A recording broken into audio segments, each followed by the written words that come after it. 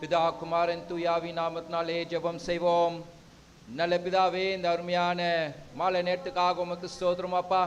இந்த பரிசுத்த வாரத்தில் பிதாவே, இரண்டாவது நாளிலே நாங்கள் இவ்வாறாக கூடி வரும்படியான இந்த கிருபையை நீர் எங்களுக்கு கொடுத்ததுக்காகவும், திருமறையை பிதாவே நாங்கள் கற்றுக்கொள்ளும்படியான அந்த வாய்ப்புகளை நீர் கொடுத்து வருவதற்காகவும், பிதாவே திருமறையிலே நீர் உம்முடைய பிள்ளைகளோடு கூட பகிர்ந்து கொண்ட செய்திகளை நாங்கள் கேட்கவும், குறிப்பாக இந்த சபைகளை குறித்து தியானித்து வருகின்ற போது உம்முடைய பிரசனமானது, உம்முடைய செய்தியானது அது அந்த சபைகளுக்கு மட்டுமல்ல, அனைத்து கிறிஸ்தவர்களுக்கும் பிதாவே அந்த செய்தியானது பொருத்தமான ஒரு செய்தி என்று சொல்லி நாங்கள் அதை ஏற்றுக்கொள்ள நீர் எங்களுக்கு கிருபை தாரும். இந்த நேரத்துக்காக உமக்கு ஸ்தோத்திரம் அப்பா. இந்த நேரத்தை நீர் எங்களுக்கு ஆசீர்வாதமாய் மாற்றி அமையும். உம்முடைய பிரசனமானது எங்களை ஆட்கொள்ளட்டும்.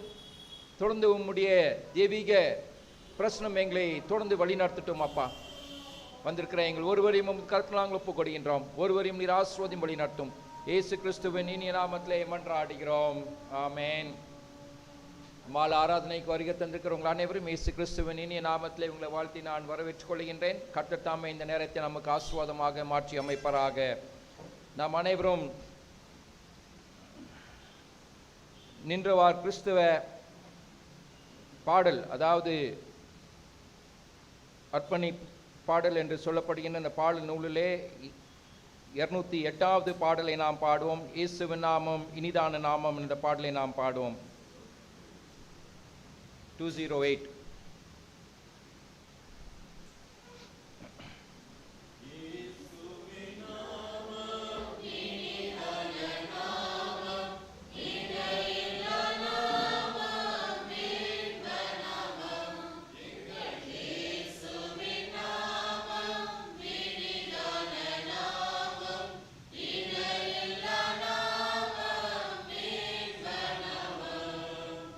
பாவத்தை போ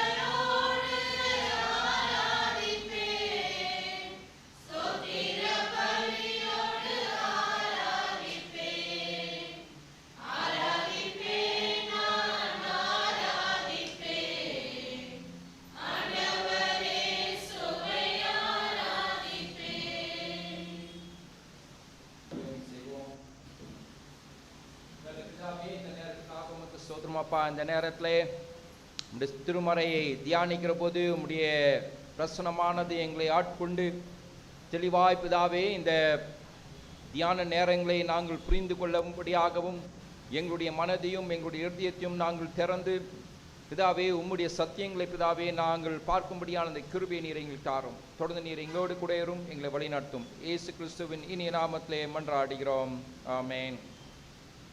கிறிஸ்துக்குள் பிரியமானவர்களே, ஒருவேளை இந்த வெள்ளிதோறும் நாம் வெளிப்படுத்தின விசேஷத்திலிருந்து வருகின்ற 7 சபைகளை குறித்து தியானிக்க நாம் ஒருவேளை தீர்மானித்திருந்தோம். ஏதோ சில காரியங்கள் நிமித்தம் ஒரு சில சபைகளை குறித்து நாம் தியானிக்காமல் கடந்து சென்று விட்டோம். இந்த நாளிலே தொடர்ந்து இன்றும் மற்றும் நாளை தினத்திலே விரைவாக சற்று சீக்கிரமாக இந்த 7 சபைகளை குறித்து மீண்டுமாக உங்களோடு கூட ஒரு சில கருத்துக்களை நான் பகிர்ந்து கொண்டு பின்னராக இந்த 2 நாள் கூட்டத்தை நாம் முடிப்போம். ஒரு சபையும் ஏறக்குறை 1 மணி நேரம் பேசணும். எப்படி ஒரு சபையும் 1 மணி நேரம் பேசணும். முழு இரவு ஜெபம் வச்சா தான் உங்களுக்கு அது சரிப்பட்டு வரும். ஆனால் எனக்கு தெரிஞ்ச வண்ணமாக 4 சபைகளை நீங்கள் முடித்திருக்கிறீர்கள், அப்படி தானே? தியானம் எத்தனை சபை முடிச்சிங்க?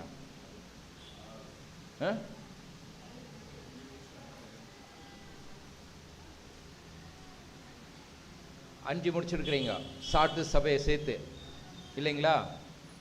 சரி, அது ஒரு 5 சபை முடிச்சிங்கன்னா 5வது சபை தைத்தீரா மற்றும்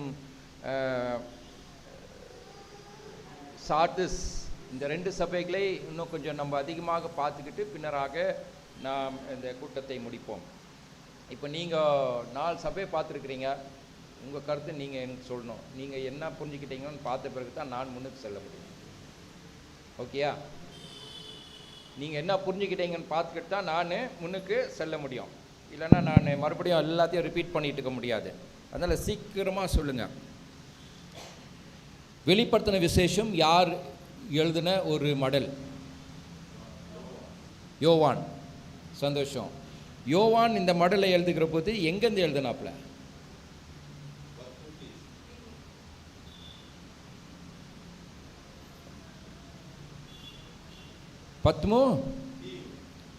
Patmos Island. Okay, so John writes his letter from the Patmos Island. எந்த ஆண்டுகள் இந்த மடலை எழுதியிருக்க வாய்ப்புகள் உண்டு சொன்னாங்களா உங்களுக்கு? இல்லை.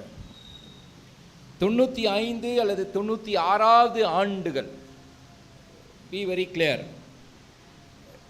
கிமு, I don't know what Tamil எப்படின்னு தெரில, பிசி அண்ட் ஏடி,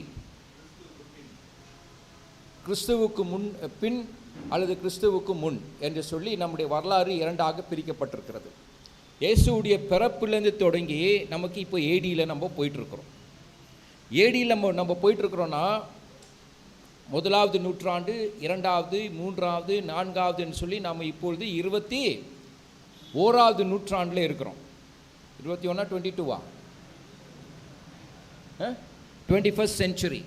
இப்போ நம்ம வந்து இப்போ 23வது சகாப்தம் என்று சொல்லுகின்ற போது அந்த 21st century நம்ம கடந்திருக்கிறோம். அப்படி என்றால் ஏறக்குறை ஒரு 21 நூறாண்டுகளை நாம் ஒரு மில்லினியம், ஒரு இது முடித்தோம்னா it's a millennium. Okay, 1000 years கணக்கில் நம்ம 23வது ஆண்டில் நம்ம இருக்கிறோம். அதற்கு முன்னே நம்ம பிசியாக நம்ம பார்க்குறோம். அதற்கு முன்னே உங்களுடைய கணக்கு எப்படின்னா, தயவுசெய்து புரிஞ்சுடுங்க, 0 1 2 3 4 5 நம்ம கரெக்டாக போயிட்டுருக்குறோம் ஏடியில். பிசியில் உங்களுக்கு நீங்கள் பின்னாடி போகணும். பிசி வந்து இயேசு கிறிஸ்துடைய பிறப்பு என்று சொன்னால் அது வந்து 5000 அல்லது 4000 பிசி.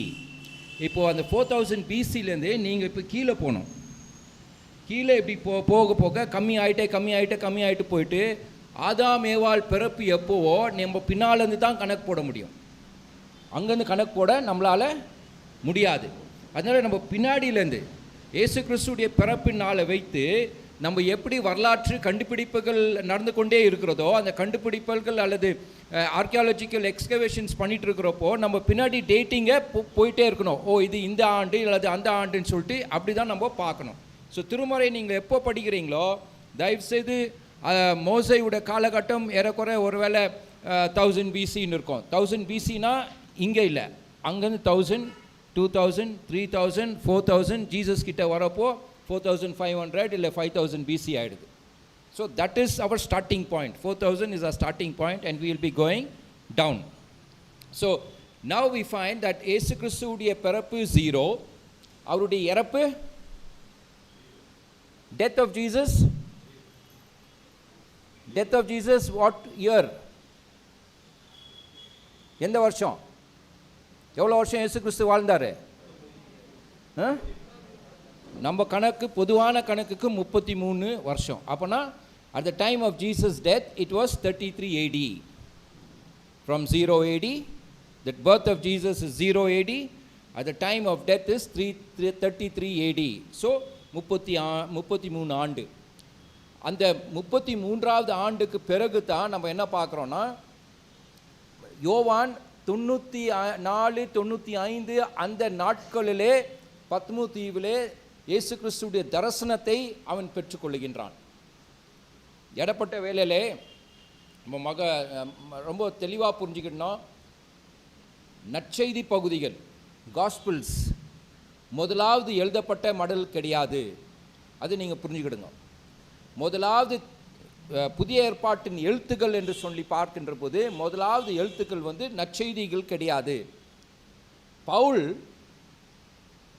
மனமாறின பின்னர், அவர் பல இடங்களுக்கு ஊழியம் செய்ய பின்னர், அந்தந்த சபைகளை ஸ்தாபித்த சபைகள் அல்லது ஸ்தாபித்த அந்த ஊழியங்கள் கிறிஸ்துவ கூட்டத்திற்கு அவர் முதலாவது மடல்களை எழுத தொடங்கி விடுகின்றார். ஏறக்குறை 45 அல்லது 50 என்று சொல்லுகின்ற இந்த ஆண்டுகளிலே he begins to write letters to different churches, whether it is a church in Corinth or whether it is church in Colossians or the church in Ephesians or church in Galatians. He begins to write letters. இப்பொழுது பவுல் லெட்டர்களை எழுத தொடங்கின உடனே சீடர்களுக்கு இப்பொழுது ஒரு திடீரென்று ஒரு ஞானம். என்ன ஞானம்? இந்த பவுலானவர் இயேசுவோடு கூட இல்லை, அப்படி தானே? இயேசுவோடு கூட இருந்தாரா? சரிங்கம்மா, கொஞ்சம் கற்றுக்கலாம். ஒன்றும் நீங்கள் தப்பாக சொன்னாலும் ஒன்றும் பிரச்சனை இல்லை. இயேசுவோடு கூட இல்லாதவர், இயேசுவோடு கூட இருந்தவர்கள் யார்? சீடர்கள். இந்த சீடர்களுக்கு இப்போ என்னன்னா, இயேசுவோடு கூட இல்லாதவர் இப்பொழுது இயேசு கிறிஸ்துவை பற்றி எழுத தொடங்கி விட்டார். இவர் தவறுதலாக ஏதாவது எழுதுவதற்கு முன்னே நம்முடைய இயேசு கிறிஸ்துவுடைய வாழ்க்கையின் வரலாறை அல்லது அவருடைய செய்த செய்திகளை நாம் எழுத வேண்டும் என்று சொல்லித்தான் நற்செய்தி பகுதிகள் எழுதப்பட்டது. என்ன சார்?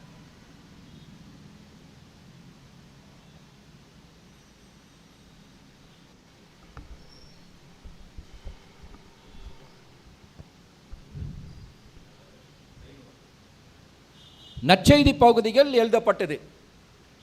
அப்படி என்றால் பவுல் ஏறக்குறை 45 வரை அந்த மடல்கள் எல்லாம் எழுத தொடங்கின பின்னர் முதலாவது மடல், நற்செய்தி மடல் ஆனது மார்க்குடைய நற்செய்தி மடல். மார்க் தான் முதலாவது அவருடைய மடலை எழுத தொடங்குகிறார். ஏறக்குறை 55 ஆண்டுகள் 55 ADயில் மார்க் நற்செய்தியாளர் அந்த மார்க்குடைய அவருடைய கதையை அவர் எழுத தொடங்குகிறார். அவர் எழுதின பிறகு தான் மத்தேயு எழுத தொடங்குகிறார். பின்னராக லூக்குடைய மடல் வந்தது. யோவானுடைய மடல் இன்னுமாக சற்று தூரமாக 70-80வது ஆண்டில் யோவானுடைய மடல் வருகிறது. அப்படி என்றால் முதலாவது எழுதப்பட்ட புதிய ஏற்பாட்டின் நூலிலே முதலாவது எழுதப்பட்ட மடல்கள் என்னவென்றால், what are the first letters are new testament writings was Pauline letters. நம்ம புரிஞ்சுக்கணும், it is called Pauline letters, பாலுடைய letters. It is only then that the Gospels come. That too it's not in the order. திருமறையில் இருக்கிற order பிரகாரம் இல்லை. Mark, அதுக்கு பிறகு மத்தேயு, அதுக்கு பிறகு லூக்கு, யோவான்.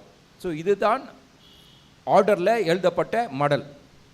So now John writes this letter almost around 95 to 96 AD, from 94 onwards. Pavul வந்து ஊழியத்தை செய்வதற்கு பல இடங்களுக்கு போய்விடுறாரு. எருசலேமை விட்டு அவருக்கு தெரிந்த இடம், அவர் ரோமர் ராஜ்யத்தில் இருந்ததுனால, ரோமர் சேவகனாக இருந்ததுனால, he was an official in the Roman army, so he knows the routes.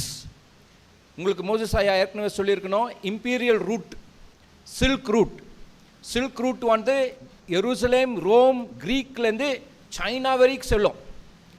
அந்நாட்களிலே 2000 அல்லது 3000 ஆண்டுகள் இயேசு கிறிஸ்துவுக்கு பிறப்புக்கு முன்னையே 2000-3000 years even before the birth of Jesus, this silk route existed from China to Greek or Rome or Jerusalem or the Mediterranean.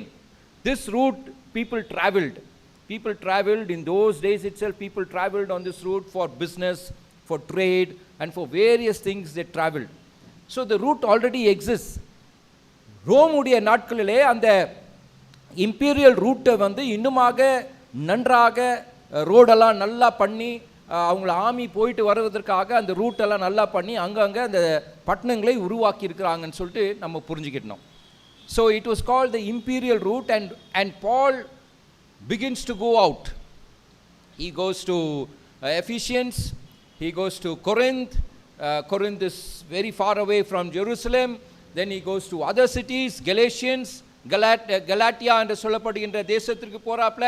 இங்கெல்லாம் போய் கிறிஸ்துவ செய்தியை கிரீஸ், ஏதென்ஸ் என்று சொல்லப்படுகின்ற கிரீஸ் பகுதிக்கும் போய் இயேசு கிறிஸ்துடைய செய்தியை அங்கே கூறியிருக்கிறதே நாம் பார்க்குறோம்.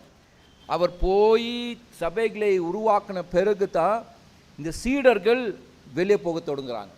எப்போ போக தொடங்குறாங்க?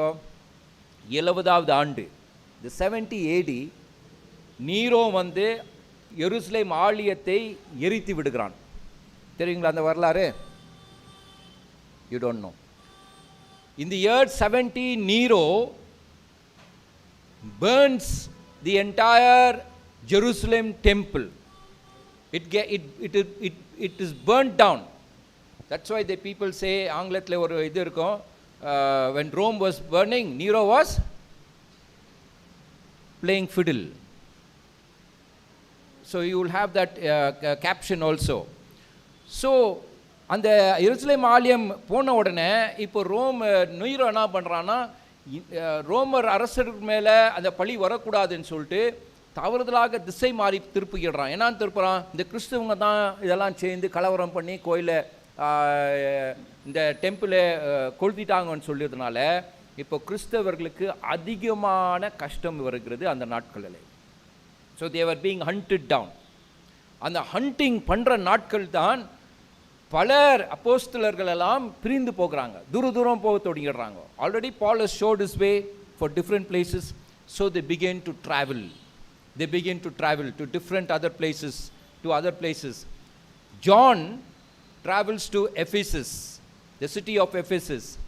He actually lives in that city of Ephesus for some time with Mother Mary. இயேசுடைய தாயோடு கூட அவர்கள் நாட்டை கடந்து போய் அந்த கஷ்டத்தை எல்லாம் அனுபவிக்க கூடாதுன்னு சொல்லிட்டு நாட்டை கடந்து போய் எபேசஸ் சொல்லுகின்ற அந்த சபையிலே போய் அவர் கொஞ்ச நாள் வாழுகிறாப்புல. அதுக்கு பிறகு தான் அந்த இடத்துல அதிகமான கலவரங்கள், அதிகமான தவறான காரியங்கள் எல்லாம் நடைபெறுகிறதுன்னு சொல்லிட்டு அவரை அங்கேருந்து நாட்டை கடத்தி பத்மோ தீவில் அவரை வைக்கிற ஒரு முயற்சி ஏற்பட்டது. அந்த நாட்களானது, நீரோக்கு பிறகு வருகிற நாட்களானது, மோசஸ் ஏற்கனவே சொல்லியிருப்பார், டொமிஷியன் என்று சொல்லுகின்ற எம்பரர் வந்து கிறிஸ்தவர்களை இன்னுமாக அதிகமாக துன்படுத்த தொடங்கிட்டாப்ல. ஸோ டொமிஷியனுடைய காலகட்டத்தில் தான் ஜானை பத்மு தீவுக்கு அனுப்புகிறதை நாம் பார்க்கின்றோம். தி பட்மோஸ் ஐலண்ட் இஸ் சரவுண்டட். அந்த நாட்களிலே அதிகமான ஒரு வேலை கொலை செய்தவங்க, இட்ஸ் அ கைண்ட் ஆஃப் பிரிசனர்ஸை அங்கே போய் போடுற இடம். கொலை பண்ணுறவங்க அல்லது பயங்கரமான தவறு செய்கிறவங்களெல்லாம் கொண்டு போய் அங்கே போட்டுடணும், நீங்கள் எப்படின்னா வாழ்ந்துக்குவாங்க. அது வந்து ஒரு ப்ரிசன் கிடையாது. It's not a prison. You have to live on your own. You have to do your own cooking. You have to do whatever you want, you can do and live there. அதுதான் பட்மோஸ் Island. டர்க்கிலேருந்து ஒருவேளை ஒரு mechanised boat நீங்கள் எடுத்தீங்கன்னா 3 மணி நேரம் 4 மணி நேரத்தில் அந்த பத்மூர் தீவுக்கு வந்து போய் சேரலாம். இந்த பக்கம் நீங்கள் போனீங்கன்னா ஏறக்குறைய 7 hours ஷிப்பில் நீங்கள் போகணும். அது வந்து high cheese, Mediterranean Aegean C வழியாக நீங்கள் போனீங்கன்னா ஏத்தன்ஸ் போவீங்க. It is about 7-8 hours journey in a ship, in a big ship, real ship. But this side from Turkey, it is close by. Okay, so we will see that map brothers. Keep this. So you இப்போ நீங்கள் பாருங்கள் Jerusalem இங்கே இருக்குது. So you can see this is இப்போ இருக்கிற modern kind of a picture நம்மளுக்கு அப்போ தான் தெரியும். அந்த நாட்களில் இந்த மாதிரி பேருங்கள்லாம் இருக்காது. Jerusalem is here, Syria is here, Egypt is this corner, then you have this entire region, this is Turkey. இப்போ இருக்கிற டர்க்கி இது.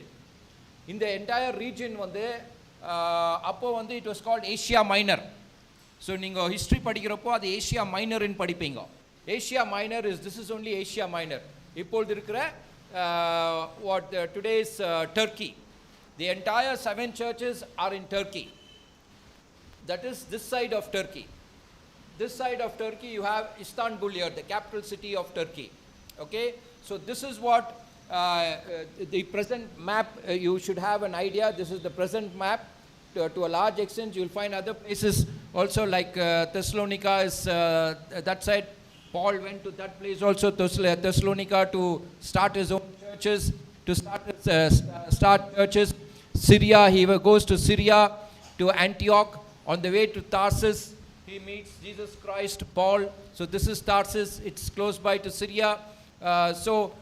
Like this, people started moving to different regions of various places to start the ministry of Jesus.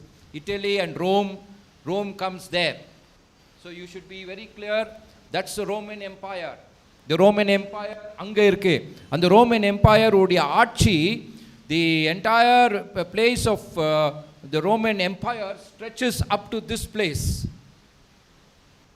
They were here till this place. They were holding control over this entire world, Rome. Before Rome it was Greece. Greece had control of this entire region. Before Rome it was Greece. Then after Greece, Rome took over. So much before Rome, it is Greece who took over. The next map. So you'll have a rough idea now. This is Patmos Island. This is Patmos Island. So the first church is Ephesus. The second church, this is the imperial route. Imperial route na army poga kudiya vali road aduthaan. It goes from Ephesus. This is the entry point. From outside anybody, வெளியிலேருந்து யார் உள்ளே வந்தாலும் போட்லேருந்து இந்த வழியாக தான் வந்து இங்கே இறங்கணும். ஸோ இது என்ட்ரி பாயிண்ட் எஃபெசஸில் இருந்துட்டு, எஃபெசஸ்லேருந்து it goes to Smyrna, Pergamum, then it comes down to Thyatira, then it comes to Sardis, Philadelphia, and then Laodicea. So that is the thing.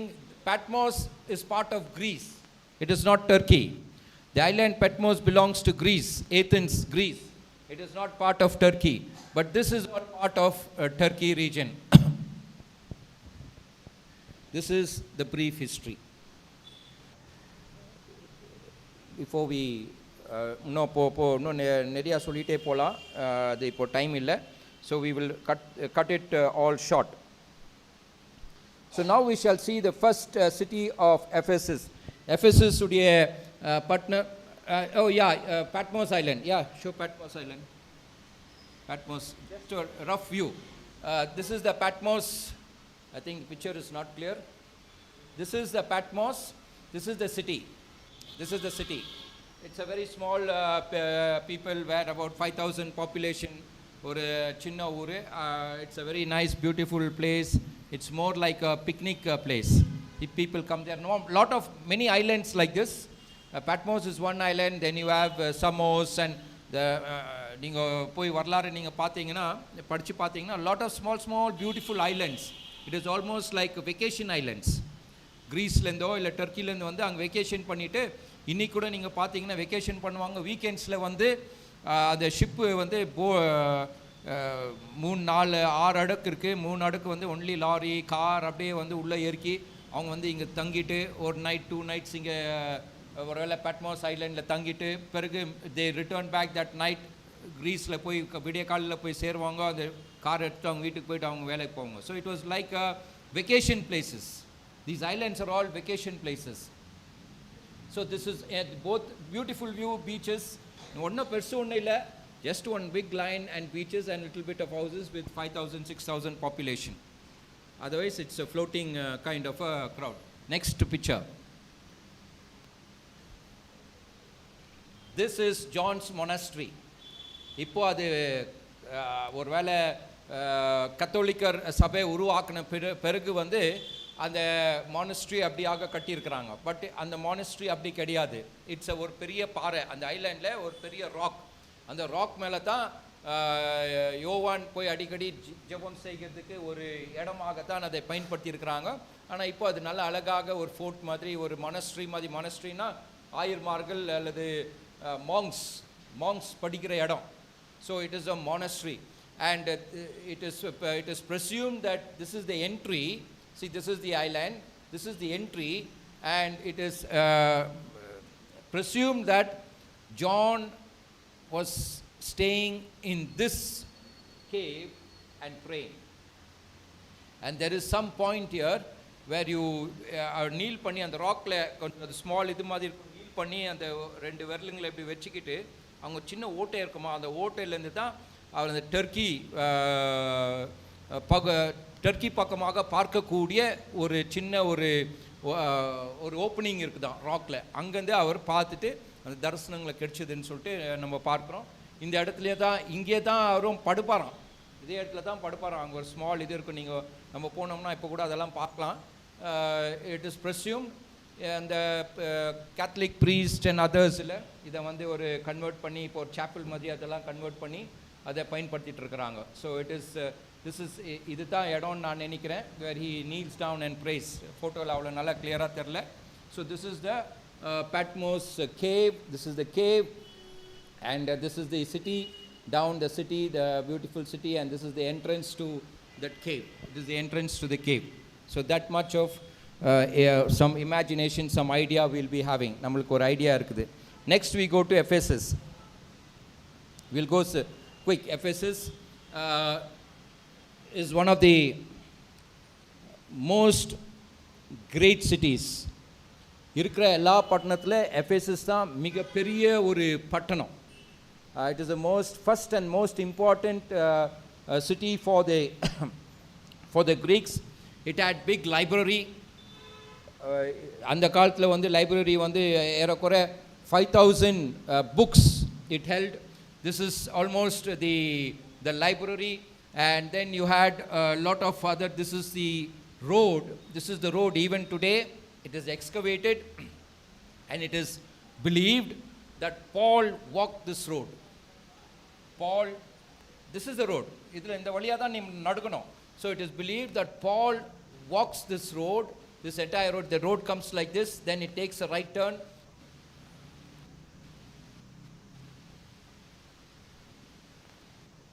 It takes a right turn, and these are the cities and living places. Maybe you'll have shops here, shops there. That is a library, and then you have ஒரு பட்டணத்துலேயும் நம்ம அந்த காலத்தில் பார்த்தீங்கன்னா you have a what is this stadium. This is a stadium. This is how the stadium will be in every city.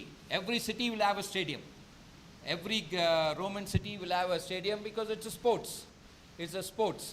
And then you'll have the every city will have temples. Temples is very important. நீங்கள் நம்ம புரிஞ்சுக்கிட்டோம். There are many gods.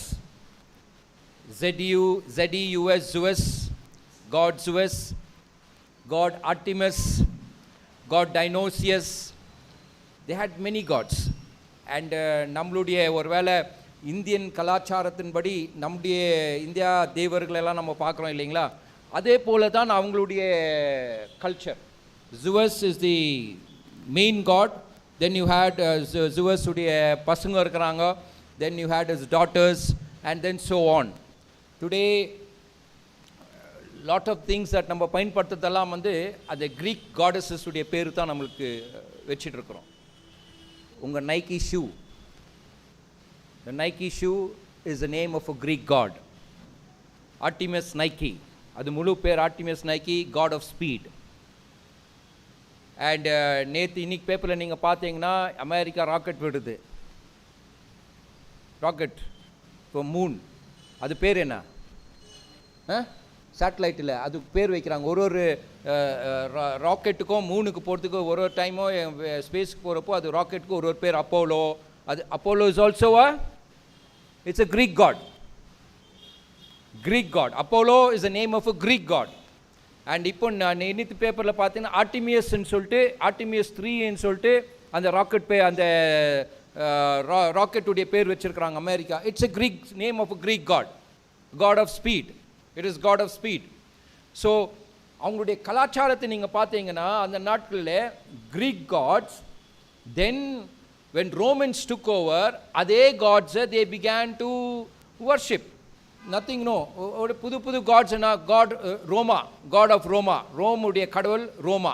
So அந்த கடவுள் பேரை உள்ள நுழைச்சிட்டாங்க. So அவங்களுக்கு வந்து அந்த கலாச்சாரம் பிரகாரம் பார்த்தீங்கன்னா சமயத்தின் பிரகாரம் ஒரே கடவுளை வணங்கணும், ஒரு கடவுள் தான் நீ சேவிக்கணும்னு சொல்லி எந்த விதமான கட்டாயம் கிடையாது. நீ எவ்வளோ கடவுள்னா, நீ எவ்வளோ கோவில்னா நீ போ, எவ்வளோ கடவுள்னா வணங்கிக்கோ, லைனாக எல்லாத்தையும் ஃபோட்டோ வச்சு நீ வணங்கு, ஒன்றும் பிரச்சனை இல்லை. கிறிஸ்தவர்களுக்கு அது ஒரு பெரிய பிரச்சனை. என்ன பிரச்சனை? we believe only in one God, there is no other God. So அதனால தான் கிறிஸ்தவர்களுக்கு எல்லா இடத்துலையும் பிரச்சனை வருது. இன்றைக்கி நம்ம இடத்துல கூட நீங்கள் பார்த்தீங்கன்னா ஒரு ஹிந்து வீட்டில் போனீங்கன்னா அவங்க கடவுளை வச்சுக்கிடுவாங்க, ஒரு இயேசு கிறிஸ்து ஃபோட்டோயும் இருக்கும், இல்லை மேரி ஃபோட்டோவும் பக்கத்தில் இருக்கும். அவங்களுக்கு அது பிரச்சனையே கிடையாது. இயேசு சுவாமியை வணங்குறதுல பிரச்சனை கிடையாது அவங்களுக்கு. வேற ஒரு தேவரை போல் இது ஒரு கடவுள், அப்படி தான் அவங்க பார்க்குறாங்க. ஆனால் கிறிஸ்தவர்களாக நமக்கு அல்லது அந்த நாட்களையும் சரி அப்படி பார்க்க முடியல. அப்படி பார்க்க முடியாததுனால தான் அதிகமான பிரச்சனை, அதிகமான கஷ்டம். ஒரே கடவுள் தான், இயேசு கிறிஸ்து தான் கடவுள் என்ற ஒரு கலாச்சாரம், யூதர்களுடைய கலாச்சாரம், அது அப்படியே கிறிஸ்தவர்களுடைய கலாச்சாரமாக அது நாம் மாற்றி இருக்கின்றோம். யூதர்களும் ஒரே தேவர் தான், only one God. I will not bow down to any other God. You shall not have any other graven images, nor shall you bow down. அதே தான் கிறிஸ்தவர்களும் அது அப்படி தான் யோசிக்கிறோம். ஸோ அவங்களுக்கு மிகப்பெரிய பிரச்சனை வந்து அந்த ஒரு சிந்தனை தான் நம்மளுக்கு ஒரு மிகப்பெரிய ஒரு பிரச்சனை. ஸோ எஃபேசஸ்க்கு சொல்லப்படுகின்ற செய்தி என்னவென்றால், நல்லா தெரியும், you have lost the first love. உன்னுடைய ஆதி அன்பை விட்டு நீங்கள் தூரம் போயிருக்கிறீங்க. உன்னுடைய ஆதி அன்பை விட்டு நீங்கள் தூரம் போயிருக்கிறதுனால என்ன அது பிரச்சனைனா, ஒருவேளை அந்த சமயத்தின் பிள்ளைகள், ஒருவேளை கிறிஸ்தவர்கள் அந்த சபையில் இருந்தவர்கள் ஏனோ தானோ சமயத்தை பின்பற்றுவது, இயேசு கிறிஸ்துவை பின்பற்றுவது. பாராட்டுறாரு, உங்களுடைய காரியங்களெல்லாம் நான் எனக்கு நல்லா தெரியும். I know your works, your toil and your patient endurance. பொறுமை, சகித்துத்தன்மை, உங்களுடைய கடினமான உழைப்பு எல்லாத்துக்குமே தெரியும் எனக்கு. உங்கள் மதியிலே தவறாக நடந்து கொள்கிறவர்களுக்கு நீங்கள் உங்களுடைய சபையில் இடம் கொடுக்காம இருக்கிறீங்க. I know that you cannot tolerate evil towards. தவறு செய்வர்களுக்கு நீங்கள் இடம் கொடுக்காம நீங்கள் உங்கள் சபையை பாதுகாத்து கொண்டு வரீங்க, ரொம்ப நல்லது. அண்டு யாரெல்லாம் வந்து ஊழியக்காரன் சொல்லி வராங்களோ அவங்களெல்லாம் நீங்கள் சோதித்து பார்த்துருக்குறீங்க. You have tested the apostles. வரவங்கெல்லாம் உள்ள கோயிலுக்குள்ளே விட்டு பிரசங்கம் பண்ணுன்னு சொல்லல. யாரெல்லாம் இயேசு கிறிஸ்துவுடைய பேரில் வராங்களோ அவங்களெல்லாம் நீ சோதித்து பார்த்து அதுக்கப்புறம் தான் மேடையில் பேச விடுறதுக்கு நீங்கள் வாய்ப்பு கொடுக்குறீங்க. அதனால இயேசு சுவாமி சொல்கிறாரு, I know every thing.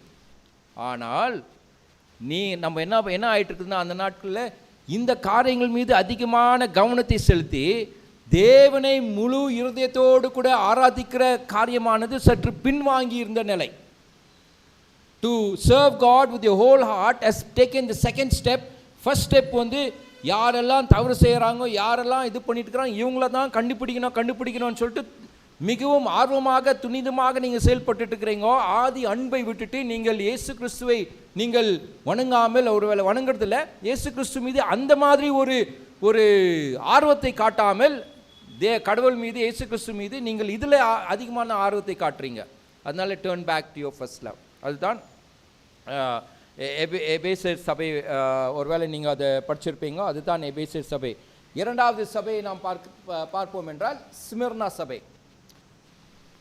Smyrna சபை இன்றைக்கும் நீங்கள் போனீங்கன்னா it is one of the most beautiful cities. மற்ற எல்லா பட்டணங்களை காட்டிலும் இந்த ஸ்மிர்னா பட்டணமானது மிகவும் அழகான ஒரு பட்டணம். அந்த பட்டணத்திலே நல்ல பெரிய ரோடு, பெரிய பியூட்டிஃபுல். இட் இஸ் ஈவன் நாவ் அது பல இடங்களுக்கு நீங்கள் இந்த இடங்களுக்கெல்லாம் நீங்கள் போனீங்கன்னா அது ஒரு முஸ்லீம் தேசம்னு சொல்லி நம்ம சொல்ல மாட்டோம். It is not, we cannot say that it's a Muslim country. We will think it's a European country. அந்த அளவுக்கு beautiful pavements, beautiful cobble stones எல்லாமே நல்லா இருக்குது. This is still the city. It is called the gateway. Smyrna is called the gateway and it is God. எல்லா சிட்டியில் ஒரு harbour, ஒரு board கண்டிப்பாக இருக்கும். ஏன்னா வந்து இறங்குறதுக்கு அதுதான் ஹார்பர், போர்ட் தான். சீ ட்ராவல் தான். லேண்ட் ட்ராவல் ஸ்டாப் ஆகிட்ட பிறகு சீ ட்ராவல் தான். ஸோ இந்த ஃபோட்டோலேயே நீங்கள் பார்க்கலாம். It's a beautiful city. It's called a gateway. Gateway to the சிட்டினா the ship has to enter like this and this is the harbor கணக்கது. So it had a kind of a necklace type. அது ஒரு மாதிரி necklace டைப்பில் அந்த பட்டணோடைய entry point காணப்படுகிறது. So this is the beautiful city. All அந்த பட்டணத்தில் எல்லா ரூயின்ஸில் இருக்குது. எல்லாம் மெதுவாக எக்ஸ்கேவேட் பண்ணியிருக்கிறாங்க. நிறையா ரூயின்ஸை எக்ஸ்கேவேட் பண்ண முடியாது. காரணம் அது மேலே இப்பொழுது பட்டணங்க today cities have grown beyond on top of that. So you can't excavate a lot of things. எங்கெல்லாம் கொஞ்சம் கொஞ்சம் கிடைக்குதோ அங்கே கிடைக்கும். இந்த ஃபோட்டோ வந்து ஒரு சின்ன ஒரு மவுண்டன் இருக்குது. ஒரு சின்ன மவுண்டன் இருக்குது. ஒரு வேளை ஒரு நந்தி ஹில்ஸை போல் ஒரு மவுண்டன் இருக்குது. அது கீழேருந்து மேலே கீழே பார்த்தீங்கன்னா இந்த entire city is there, the entire region is தேர்.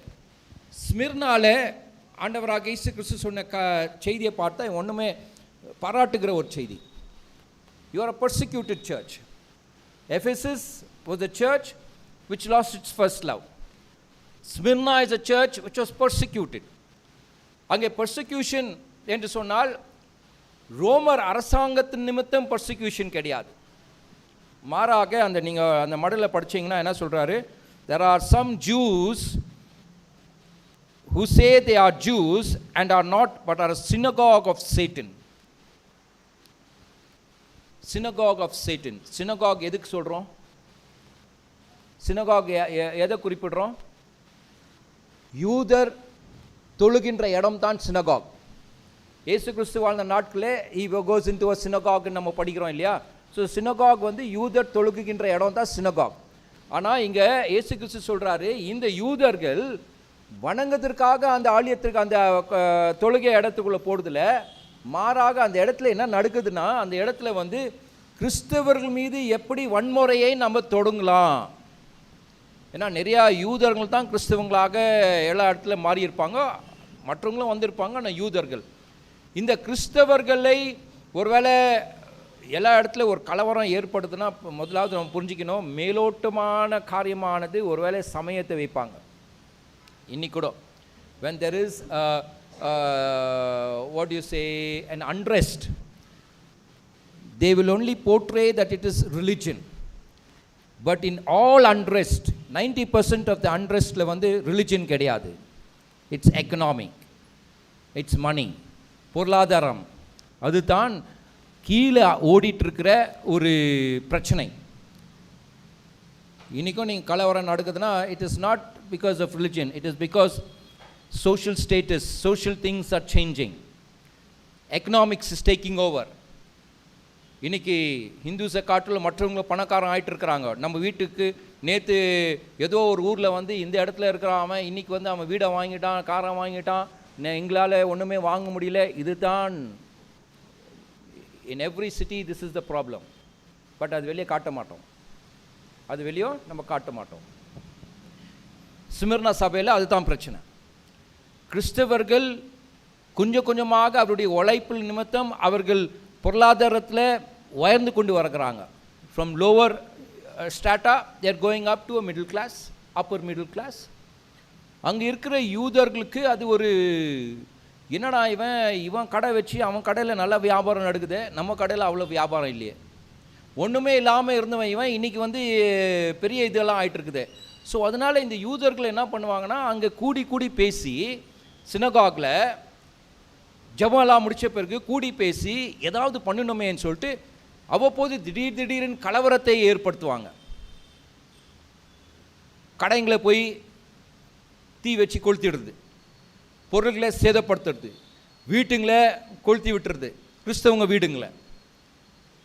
இது இவங்களுக்கு ரோமர் அரசாங்கத்தோடு கூட ஒரு ஒப்பந்தத்தை வைத்துக் கொள்கிறாங்க. ஒரு இவங்கள்ட்டையும் பணம் இருக்கு இல்லையா, இவங்களும் போய் பணம் கொடுத்து எல்லா இன்னைக்கும் அதே தான் நடந்துகிட்ருக்குது. அதிகாரங்களை பணத்தை கொடுத்து அல்லது மற்ற காரியங்கள் நாங்கள் இதை செய்கிறோம் உங்களுக்கு, நாங்கள் அதை செய்கிறோம் உங்களுக்குன்னு சொல்லிட்டு யூதர்களுமெல்லாம் என்ன செய்வாங்க, அப்படியெல்லாம் செஞ்சுக்கிட்டு கிறிஸ்தவர்களை அதிகமாக துன்படுத்தின ஒரு காலகட்டம். அதுதான் it is called a persecuted church. They had no Jesus had nothing bad to say about Smyrna. Today's இன்னைக்கு அதுடைய பேர் ஸ்மிர்னா இல்லை, இஸ்மீர். IZMIR IZMIR நீங்கள் போட்டிங்கன்னா அந்த சிட்டி வந்துடும். இட் இஸ் நேம்ஸ் எல்லாம் நேம்ஸை சேஞ்ச் பண்ணிட்டு இருக்கிறாங்க. So it is called Izmir. Today's Izmir it's a very beautiful city. So it is அந்த கிறிஸ்தவர்களுக்கு துன்படுத்தப்பட்ட நாட்கள் என்று சொல்லி இயேசு கிறிஸ்து மிக தெளிவாக இந்த ஸ்மிர்னா சபைக்கு சொல்லுகிறதை நம்ம பார்க்குறோம். அந்த சபையில் தான் ஒரு வேளை ஆயர்மார் சொல்லியிருப்பாங்க, பாலிகார்ப் என்ற ஒரு பிஷப் எரித்து சாகடித்த ஒரு நிலை அந்த நாட்களை நடைபெற்றது. Bishop Polycarp was burned. கட்சி நேரத்தில் கூட அதை சொல்லியிருக்கிறாப்புல, you deny your faith and you will be saved. So Polycarp says, for 85 years I have served my Lord, he has done nothing bad to me. ஒருவேளை அவருடைய கிறிஸ்துவத்தை ஏற்று 85 இயர்ஸா இல்லை அவருடைய இயர்ஸ் 85 தெரியாது. But that is history, it is recorded. So Polycarp was a martyr there. இரத்த சாட்சியாக மரித்த ஒரு நபர் அந்த இடம் ஸ்மிர்னா ஊர். சரி, ஸ்மிர்னா ஊரில் அதுதான் என்ன சொல்கிறாரு, I am mindful of all your troubles, but be faithful until the death. I will give you the crown of life. So I know I have conquered death. மரணத்தை குறித்து உங்களுக்கு பயம் வேண்டாம். I will give you the crown. If you be faithful, I will give you the crown. So it is encouraging them to be faithful. Encouraging them, இன்னுமாக அவர்களை encourage செய்து நீங்கள் கரெக்டாக இன்னும் நடந்து கொள்ளுங்கன்னு சொல்லிட்டு சொல்லுகிற ஒரு இடம். மூன்றாவது சபை, மூன்றாவது பட்டணம் பெர்கமோம். அந்த மேப் பார்த்தீங்க இப்படி Ephesus, Smyrna and then you come to Pergamum. Pergamum is the most worst city of all cities. Pergamum is the worst city. திருமறையில் கூறப்பட்டிருக்கிறது பொருள் என்ன, it's a place where Satan's throne is or Satan lives. அதுதான் நீங்கள் கூறப்பட்டிருக்குது. ஏன்னா I know where you are living, where Satan's throne is. Where Satan's throne is. Pergamum was the official city of the Romans. Official cityனா அங்கே ஒரு governor எப்பொழுதுமே இருக்கும், கவர்னருடைய வீடு இருக்கும். So கவர்னருடைய வீடு அங்கே இருக்கிறதுனால கவர்னர் என்ன பண்ணுறாப்புலன்னா ரோமர் ராஜாவர்களை வணங்கக்கூடிய அந்த காரியத்தை கட்டாயப்படுத்துகிற ஒரு இடம். ஸோ எல்லாருமே சீசரை வணங்குறது கட்டாயப்படுத்துகின்ற ஒரு இடம். Because Roman governor seat was there, the governor was always there. And அங்கே இருக்கிற கவர்னர், அங்கே இருக்கிற ராஜாவை, எம்பரரை ப்ளீஸ் செய்வதற்கு, நல்ல பேர் வாங்கிறதுக்கு அந்த சமயத்தை என்ன பண்ணுறாங்கன்னா கட்டாயப்படுத்துகிறாங்க. எல்லாரும் வணங்கிட்டு தான் போகணும், எல்லாருமே இங்கே தான் இருக்கணும், அடிமையாக இருக்கணும் என்று சொல்லி கட்டாயப்படுத்துகிற ஒரு இடமாக இருக்குது. Pergamum is also a very big city because it is an official city. It is a very big city. You can see that the gods, Athena என்று சொல்லி ஒரு கடவுள் இருக்கிறாப்புல, Zeus is the biggest god, Dionysius என்று சொல்லி ஒரு கடவுள் இருக்கிறாப்புல, அங்கே Tarzan என்று சொல்லி ஒரு டெம்பிள் இருக்குது. ஸோ அகோரா எல்லா ஊர்லேயும் ஒரு அகோரா இருக்கும். அகோரா என்னன்னா இட்ஸ் என்ன சொல்கிறது, ரிக்ரியேஷன் சென்டர், பாத், ஒரு kind of a swimming pool, kind of all those kind of things will happen in agoras. Agora is a place where you come and play, it's a kind of retreat. வேலை செஞ்சுட்டு ஏதோ ஒரு ரிலாக்ஸேஷனுக்கு நம்ம குளிக்கிறதுக்கோ இல்லை spa, bath centre, public places. These are all public places, and Agora is a public basis, and that also had very beautiful library. Everybody had a beautiful library.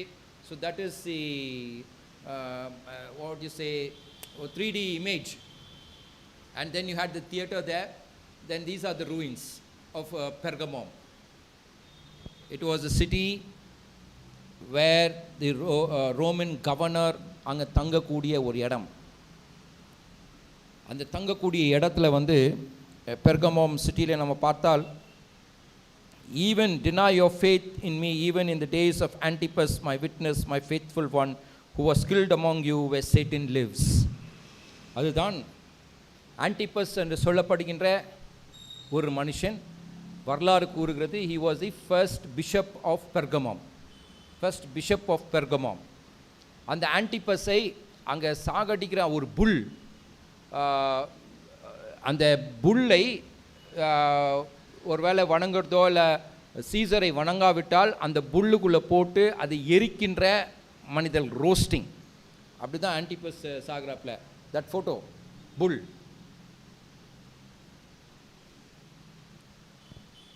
Those who do not worship Caesar, அவங்களுடைய punishment என்னன்னா, இன்றைக்கி நம்ம grill பண்ணுறோம் பாருங்கள், chicken grill, அந்த மாதிரி தான் it is roasted. அந்த புல் வந்து ஒரு பெரிய புல், ஹியூஜ் லைஃப் சைஸ் புல், உள்ளே ஹேலோவாக இருக்கும், ப்ரான்ஸில் பண்ணியிருப்பாங்க, உள்ளே ஹேலோவாக இருக்கும். அந்த மனுஷனை உள்ளே போட்டு கீழே நெருப்பு வச்சு கொஞ்சம் கொஞ்சமாக அது சூடு ஆக ஆக சூடு ஆக ஆக சூடு ஆக ஆக அவங்க அப்படியே ரோஸ்ட் ஆகி, அந்த ஒருவேளை அந்த சத்தம் அவங்க போட்டால் அந்த வாய் வழியாக, அந்த மூக்கு வழியாக, அந்த புல் வாய் மூக்கு வழியாக அந்த சத்தம் வந்தால், அந்த நாட்களில் வந்து அந்த புல் வந்து எதுக்கோ உயிருக்கு வந்த மாதிரி ஒரு ஃபீலிங் கிடைக்குமா. அந்த புல், அந்த சத்தம் மனுஷன் போடுற சத்தத்தினால அந்த புல் வாயால் மூக்கால் வருகிறப்போ suddenly you feel like the bull has got life, the bull is alive. So அந்த அளவுக்கு ஆன்டிபஸ் வாஸ் மார்ட்டியர்ட். நம்ம ஒருவேளை இதெல்லாம் பார்க்குறப்போ அந்த நாட்கள் கிறிஸ்தவங்க எப்படி வாழ்ந்திருப்பாங்கன்னு நம்ம கொஞ்சம் யோசிக்கணும். உண்மையாக எங்களுடைய விசுவாசத்தை காத்து கொண்டு வாழ்வது ஏதோ ஒரு கதை கிடையாது. It is all these are happened.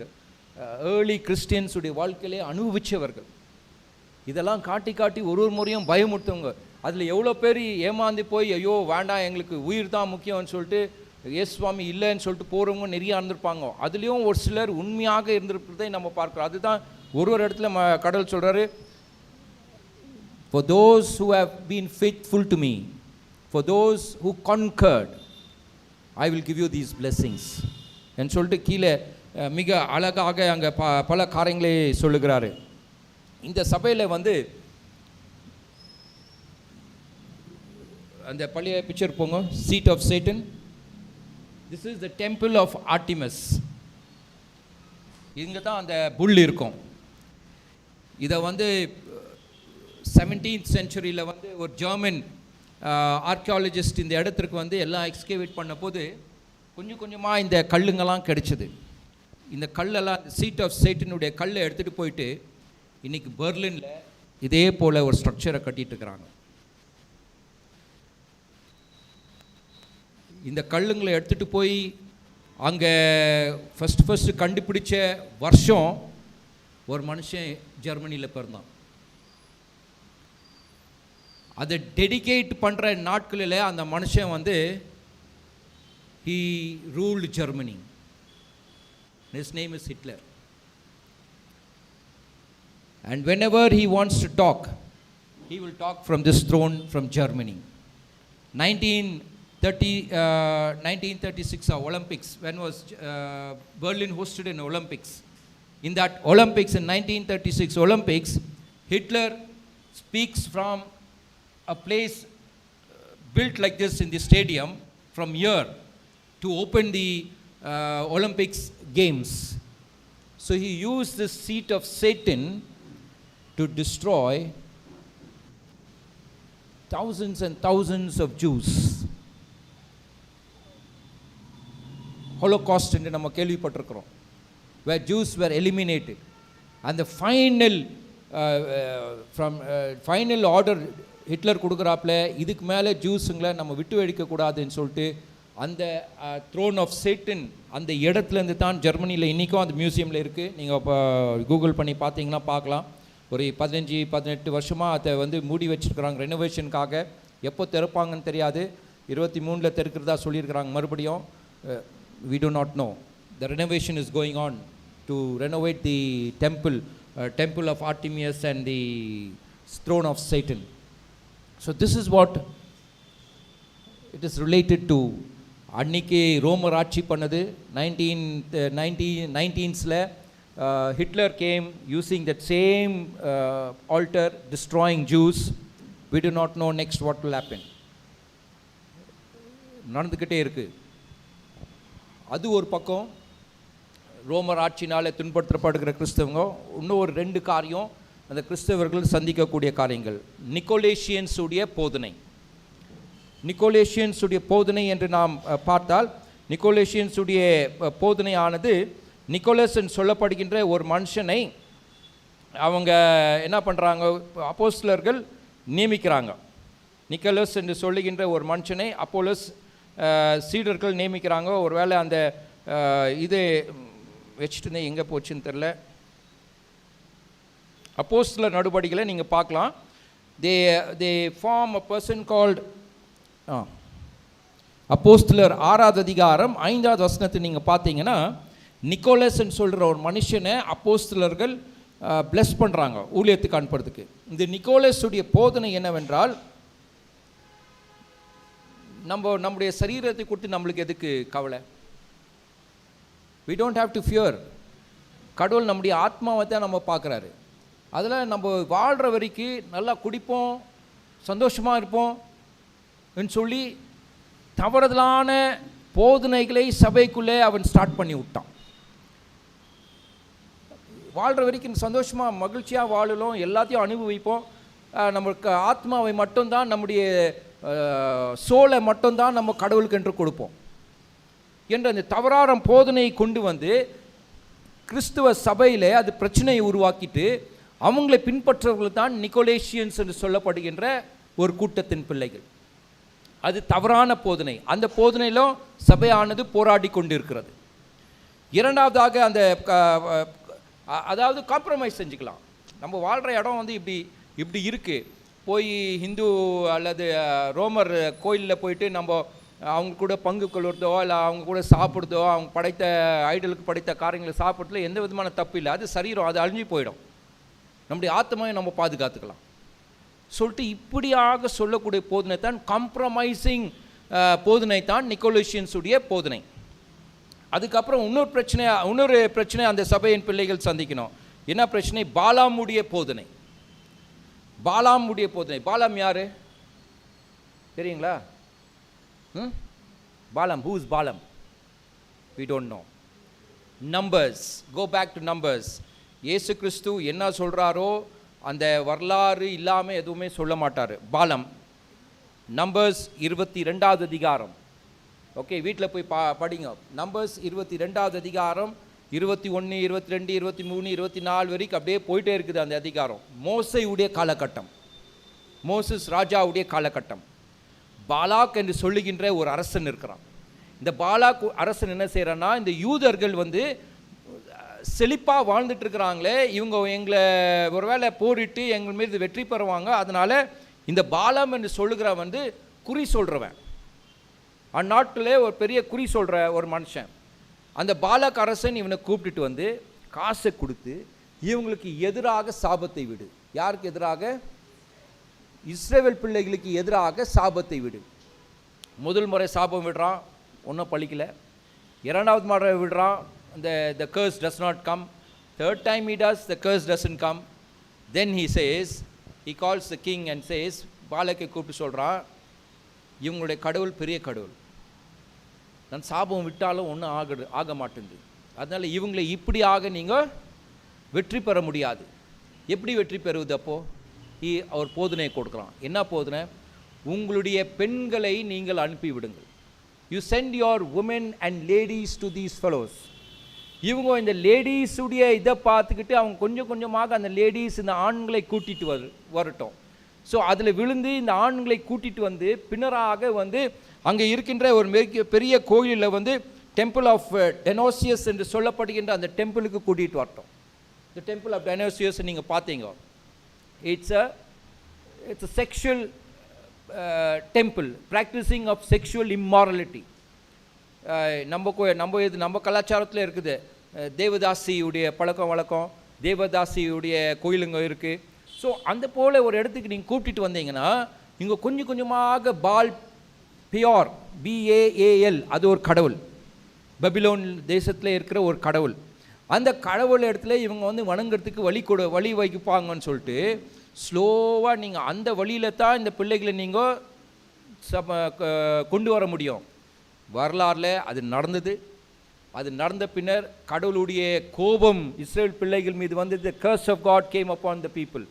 இவன் கர்ஸ் பண்ணி ஒன்றும் ஆகலை, ஆனால் இவங்க தவறான வழிக்கு போனதுனால the curse of God came upon them. அதே போல் ஒரு போதனை தான் அந்த சபைகளையும் நடைபெற்று கொண்டிருக்குது. பெர்கமோம்லே அந்த டெம்பிள் இருக்குது டெனோசியஸ். கொஞ்சம் கொஞ்சமாக அந்த தவறான போதனைகள் வழியாக அந்த பிள்ளைகள் தவறான வழிக்கு போவதற்கு அது மிகவும் அந்த போதனை கிறிஸ்தவர்களை அதிகமாக தாக்கி கொண்டிருக்கின்ற ஒரு காரியம். மூன்றாவது விஷயம் அந்த இடத்துல பெர்கமோம்ல இருக்கிறது என்னவென்றால், it had the best medical hospital. இது வந்து ஹாஸ்பிட்டல். அந்த மெடிக்கல் ஹாஸ்பிட்டல்ல அந்த அஸ்கிப்லியோஸ் என்று சொல்லுகின்ற கடவுள் பேர் தான் god of healing. Asclepius, god of healing. அந்த காட் ஆஃப் ஹீலிங் உடைய சின்னம் எது?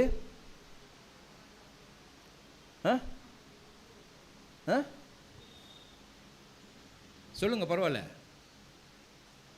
காட் ஆஃப் ஹீலிங் உடைய சின்னம் என்னன்னா ஸ்னேக். இது ஸ்னேக். இன்னைக்கும் இருக்கா? இன்னைக்கும் பார்க்குறோமா? அந்த ஒரு ஸ்டாஃப் இருக்கும், அந்த ஸ்டாஃப் நோட்டில் 2 பாம்பை நீங்கள் பார்ப்பீங்க. That is God of healing. The Greeks medical ஃபீல்டில் அவங்க ரொம்ப முன்னுக்கு இருந்தாங்க. இந்த இடத்துல வேர்ல்டில் செகண்ட் பிகெஸ்ட் ஃபிசிஷியன் இருந்தாப்புல கேலன் என்று சொல்லப்படுகின்றவன் இந்த இடத்துல பிறந்து வாழ்ந்தவன். அதனால் இந்த இடத்த அவங்க அதை பயன்படுத்தினாங்க. ஸோ நீங்கள் உங்களுக்கு குணம் வேணும்னா ஹாஸ்பிட்டலுக்கு போனோன்னா முதல் வேலை நீங்கள் என்ன செய்யணும்? இந்த பாம்பு பார்க்குறீங்களா? பாம்பை நீங்கள் வணங்கணும். பாம்பை நீங்கள் வணங்கலைன்னா உங்களுக்கு ஹாஸ்பிட்டலில் அனுமதி கிடையாது, உங்களுக்கு ட்ரீட்மெண்ட் கிடையாது. இப்போது கிறிஸ்தவர்களாக நீங்கள் நானும் உடம்பு சரியில்லாமல் போயிட்டீங்கன்னா என்ன பண்ணுறது?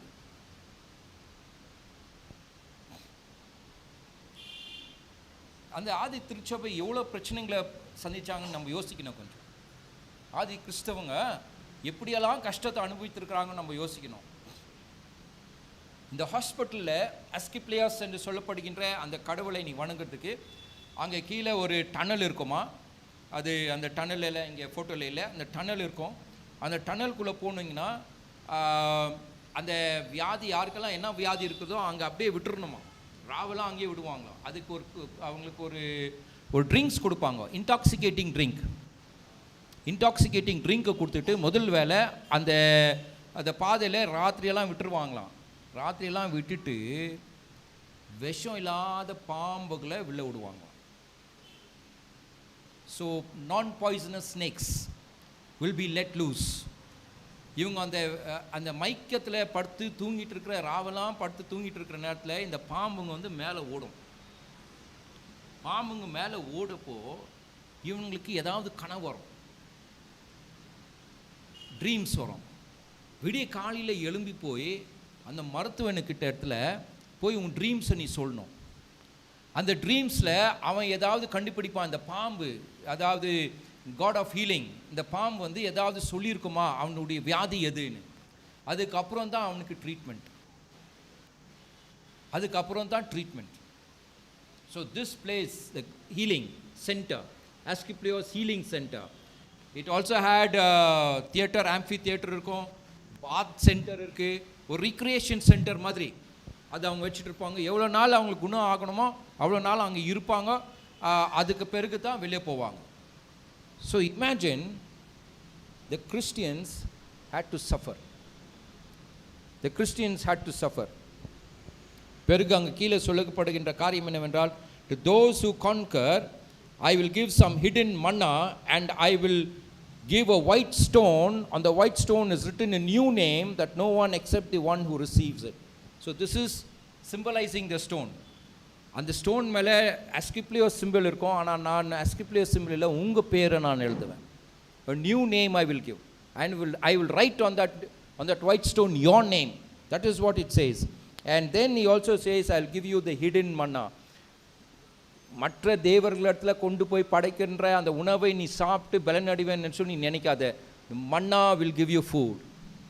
பழைய ஏற்பாட்டின் காலகட்டத்தில் ஒரு வரலாறு இருக்குது. எரேமியா என்ன செய்தான்னா, அந்த பாட்டில் இருக்கிற ஒருவேளை எகிப்திலிருந்து வருகின்ற போது சில மண்ணாங்களை எடுத்து ஒரு பாட்டில் வச்சுட்டு இருந்தாங்க. அந்த பாட்டு வந்து எப்போவுமே டபர்னாக்கிள் எருசலேம் ஆலயத்தில் இருக்கும். அது ஒரு அடையாளமாக கடவுள் எங்களை எப்படி போஷித்தார்ன்னு சொல்லி அடையாளம். இந்த படையெடுப்பு வந்து அந்த கோயிலுங்களை முதலாவது நூற்றாண்டுங்களை அந்த கோயிலை இடிக்கின்ற போது எரேமியா என்ன பண்ணாராம், அந்த பாட் ஆஃப் மன்னாவை எடுத்துகிட்டு போயிட்டு த காட் கிவன் ஃபுட் எடுத்துகிட்டு போய் எங்கேயோ ஒழிச்சு வச்சுட்டு இருக்கிறாப்புல. இன்றைக்கும் யூதர்கள் அதை நம்புகிறாங்க. The hidden manna, the godly food, heavenly manna is hidden somewhere. And அதைத்தான் இயேசு கிறிஸ்து சொல்கிறாரு, that hidden manna I will give you. நீ வெற்றி பெற்றால் அந்த ஹிடன் மன்னா இருக்கு, heavenly food I will give யூன்னு சொல்லிட்டு பெர்கமாம் பிள்ளைகளுக்கு அங்கே சொல்லுகிறதை நம்ம பார்க்குறோம். இதுதான் நாம் ஒருவேளை இந்த கதைக்கு இந்த சபைகள் காரியங்களை நம்ம பார்த்துக்கணும். இந்த சபைகள் ஒரு சபைக்கும் சொல்லுகின்ற செய்தி, if you conquer I will give you ஒரு கிரீடத்தை கொடுப்பேன். Be firm and if you are done wrong repent. மனத்திருந்து பாவம் செய்து விட்டால் மனத்திருந்து repent and come back to me. So this is the Pergamum city. Then we go to the church called Thyatira. Thyatira பண்ணிட்டீங்களே நீங்க?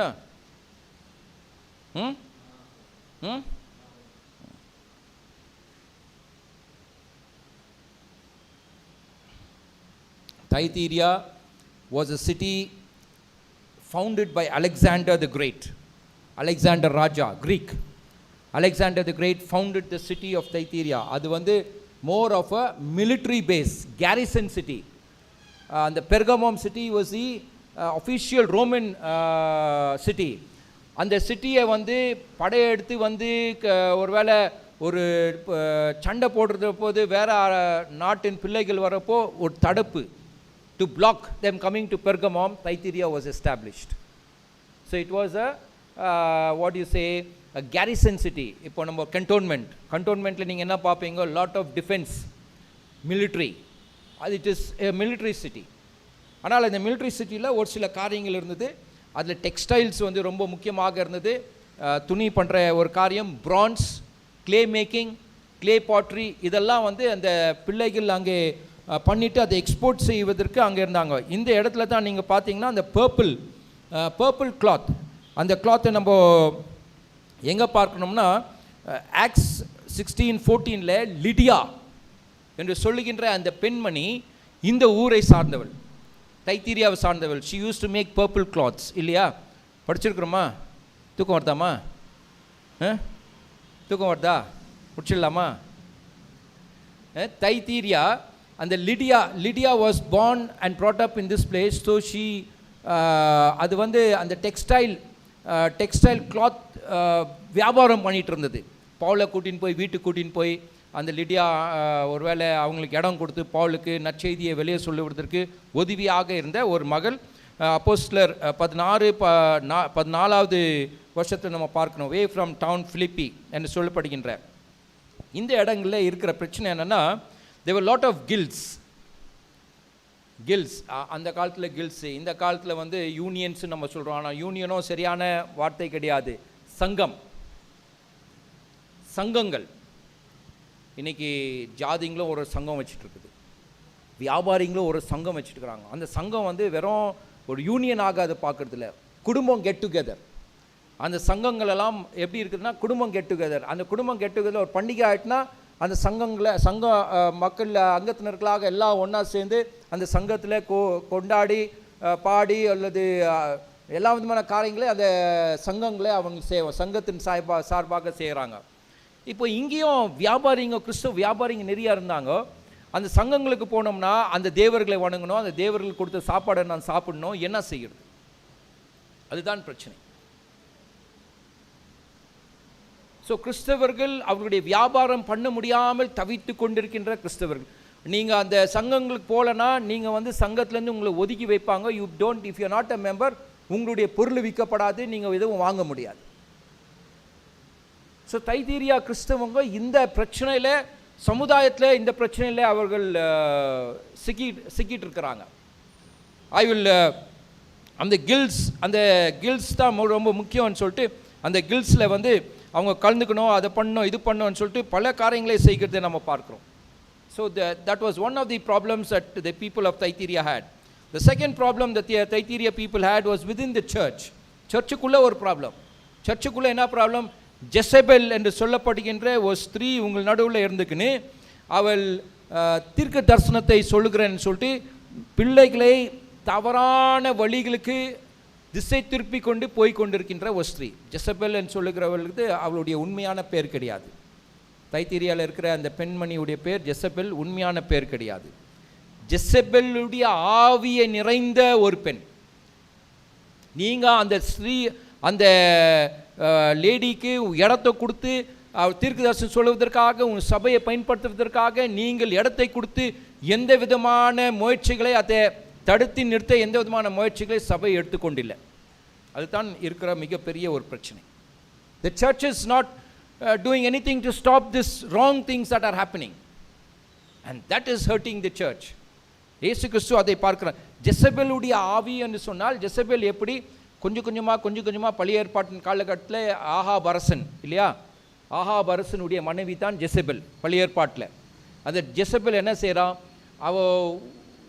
First ஆகாபை வளர்ச்சி போட்டுக்கிட்டு ஆகாபை கொஞ்சமாக திசை திருப்பி ராஜா ஒழுங்காக இருக்கணும்னு முயற்சி பண்ணாலும் ஜெசபெல் சொல்லி கொடுக்குறா, நீ ராஜா தானே, நாபோத்துடைய திராட்சைத்தோட்டத்தை உன்னால் எடுக்க முடியாதா? அவன் கொடுக்கலன்னா நீ அமைதியாக இருக்கணுமா? நீ ராஜா, நீ போய் எடு என்று சொல்லி இது போல் தவறான காரியங்களை சொல்லி கொடுப்பதும், எருசலேம் ஆலயத்திலே பால் என்று சொல்லப்படுகிற சிலைகளை கொண்டு போய் வைக்கிறதுக்கு இந்த ஸ்திரீயானவள் உதவிய ஆகாப் மூலியமாக எல்லா விதமான காரியங்களை செய்து இஸ்ரேல் பிள்ளைகளை தவறான தப்புகளை செய்வதற்காக ராஜாவை பயன்படுத்தி எல்லா விதமான தீய காரியங்களை ஜெசபெல் செய்ததை நாம் பார்க்கின்றோம். அநேக தீர்க்கர்களையும் கொலை செய்த ஒரு ஸ்திரீ, இஸ்ரேல் பிள்ளைகளுடைய தீர்க்கர்கள், உண்மையான தீர்க்கர்களை கொலை செய்த ஒரு பெண்மணி. ஸோ இங்கே இருக்கிற பிரச்சனை, தைத்தீரியாவில் இருக்கிற பிரச்சனை 2, கில்டு, நான் சேரணுமா சேரக்கூடாதா என்ற ஒரு பிரச்சனை.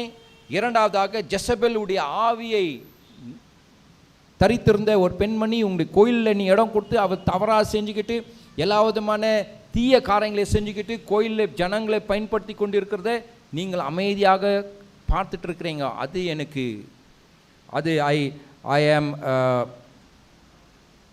I will strike her dead and I will strike the people who are following her dead. Learned, அதான் சொல்கிறாப்புல, but to the rest of you in Thyatira who do not hold this teaching, who have not learned what some call the deep things of Satan, to you I say, I do not lay any other burden.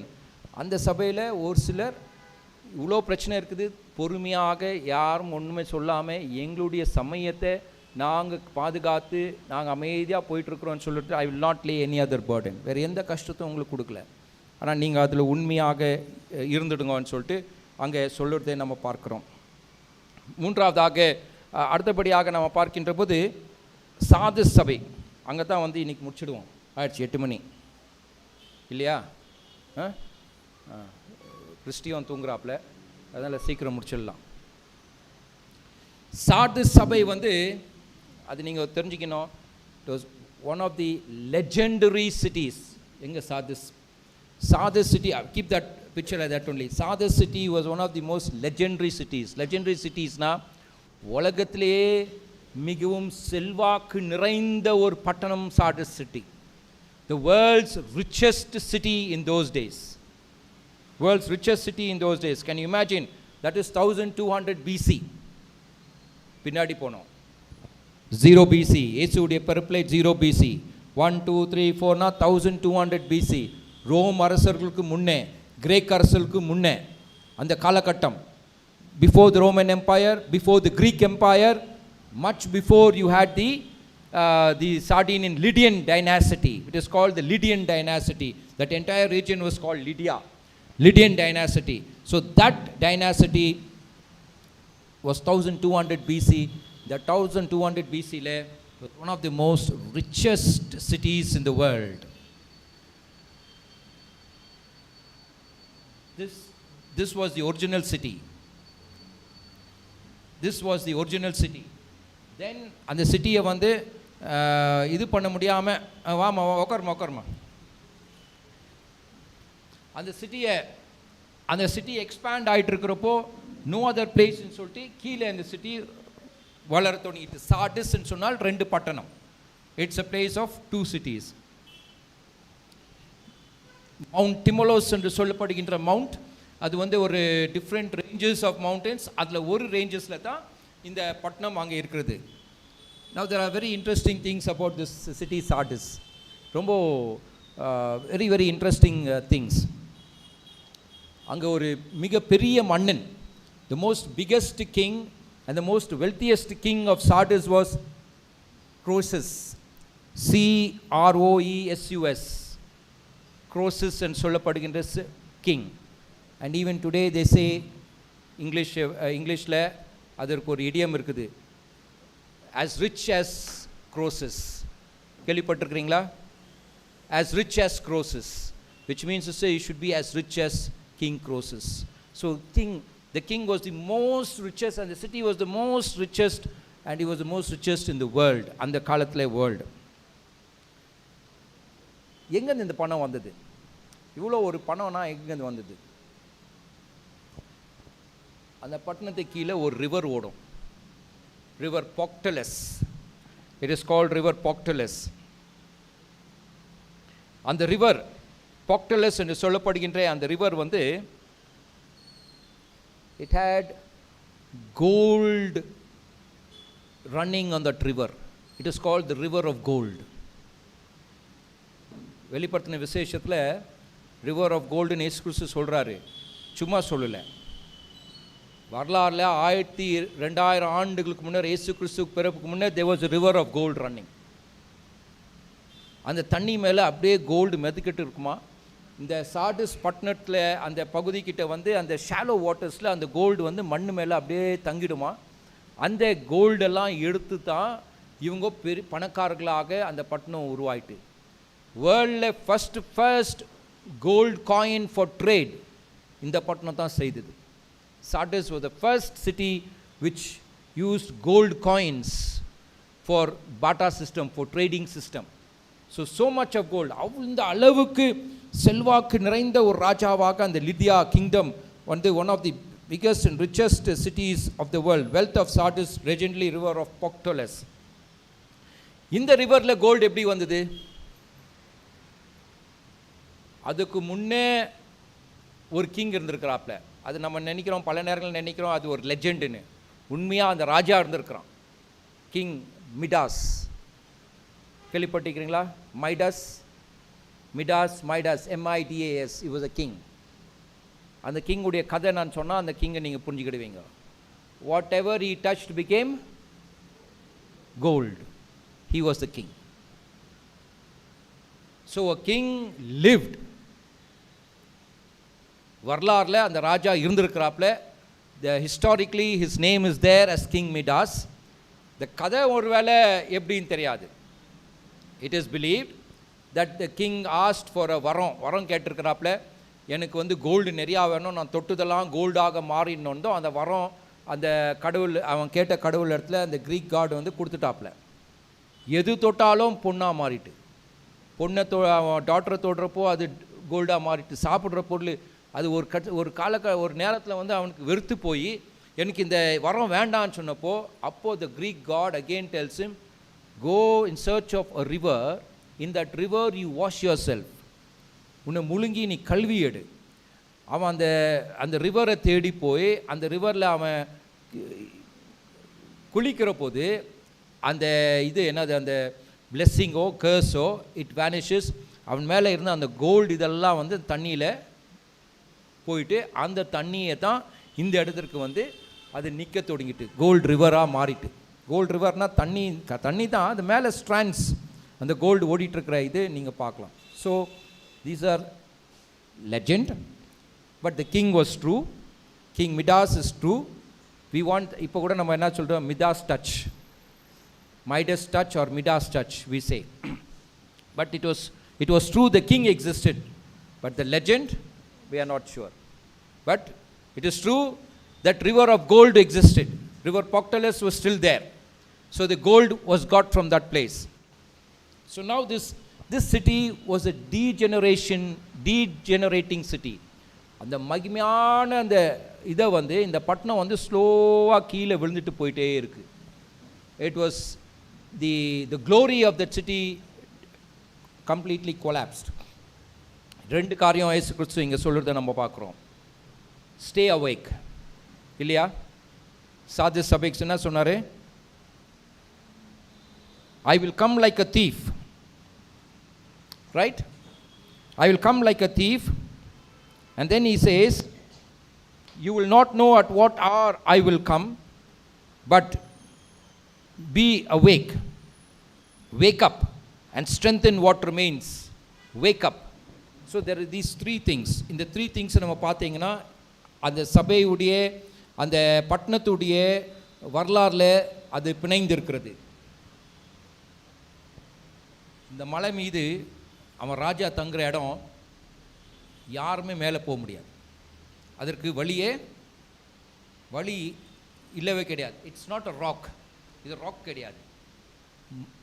Kind of a clay kind of a soil. So இது மேலே நீங்கள் யார் ஏறினாலும் கீழே விழுறது தான் வாய்ப்பு. It's very steep. So அது மேலே யாருமே ஏறுறதுக்கு முடியாது. அதனால அந்த பட்டணத்தில் வாழ்ந்துட்டு இருக்கிற பிள்ளைங்க என்ன நினச்சாங்கன்னா, யாருமே எங்கள்கிட்ட வந்து வெற்றி பெற முடியாது. nobody can fight and overtake us. Nobody can fight and overtake us. அந்த இடத்துல அந்த பட்டணத்தில் ஒரு குறி சொல்கிற ஒரு பொம்பளை இருந்தான். இந்த ராஜாவுக்கு பேராசை. யார்? குரோசஸ் மன்னனுக்கு பேராசை. அந்த ராஜா அந்த குறி சொல்கிற லேடிக்கிட்ட போய் கேட்குறா, நான் வேறு தேசங்களெல்லாம் கையாளுவது எப்படின்னு சொல்லி கேட்குற போது இந்த பெண் சொன்னால், இந்த குறி சொல்கிறவ, இந்த நதியை தாண்டி போகிறவங்க வந்து ஒரு பெரிய தேசத்தை அழித்து விடுவாய். இவன் ராஜா எப்படி புரிஞ்சுக்கிட்டான்னா, அந்த பக்கம் இருக்கிறது தான் பெரிய தேசம், அதனால் எனக்கு பெர்மிஷன் இருக்குது, நான் போனால் அந்த ராஜ்யத்தை நான் வெல்ல முடியும்னு. But this foolish fellow did not understand that prophecy was said to him, you are the biggest kingdom. நீ தான் பெரிய ராஜா, நீ நதியை தாண்டி அப்படி போனால் உன்னுடைய ராஜா அழிஞ்சு போயிடும். அதை அவன் புரிஞ்சுக்கிடல. இவன் யோசித்துட்டான், ஒருவேளை போனால் எனக்கு ராஜ்யம் கிடைக்கும்னு சொல்லிட்டு போர் இடத்துக்கு மேலே போகிறான். பெர்ஷியன் தேசம். he wanted to conquer the Persian kingdom. அந்த பெர்ஷியன் கிங்டமில் யார் ராஜா? பழைய ஏற்பாட்டின் காலகட்டத்தில் கிங் சைரஸ். கிங் சைரஸ் யார்? யூத பிள்ளைகளெல்லாம் போயிட்டு ஐசையா நூலில் பார்க்குறோம், he is called as the Messiah because he allows the Jews to go and build the temple. Isaiah நீங்கள் போய் படிங்க, எந்த அதிகாரம் சரியாக தெரில. But king Cyrus allows the people of Jews to go back to his temple, to build the temple. He gives them all the kind of help to go and build the temple. So இந்த சைரஸ் அரசன் அந்த பக்கம் இருக்கிறான், இவன் படம் எடுத்துகிட்டு போகிறான். சைரஸ் அரசன் கிட்ட சரியான முறையில் சண்டை போட முடியாமல் பயந்துக்கிட்டு ரிட்டர்ன் வந்துடுறான். தோல்வியை காணுவேன்னு சொல்லிட்டு பயந்துட்டு ரிட்டர்ன் வந்துட்டு மேலே போய் செட்டில் ஆகிடுறான். மேலே செட்டில் ஆகிட்டு அவனே நினைக்கிறான், யாருமே என்கிட்ட வர முடியாது, ஐ கேன் பி சேஃப். அதுதான் நம்மளுடைய சிந்தனை. ஆனால் கீழே சுற்றி சிரியாவுடைய படை, சைரஸுடைய படை சுற்றி கீழே 1 மாதம் 2 மாதம் 3 மாதம் 4 மாதமாக அவங்க காத்துட்ருக்குறாங்க, எப்படியாவது ஒரு வழி கிடைக்குமா மேலே போகிறதுக்கேன்னு. ஒரு ராத்திரி ஒரு சென்டினரி மேலே ராத்திரி இல்லை பகலில் ஒரு சென்டினரி காத்துட்ருக்கிறப்போ அவனுடைய ஹெல்மெட் வந்து கீழே விழுது.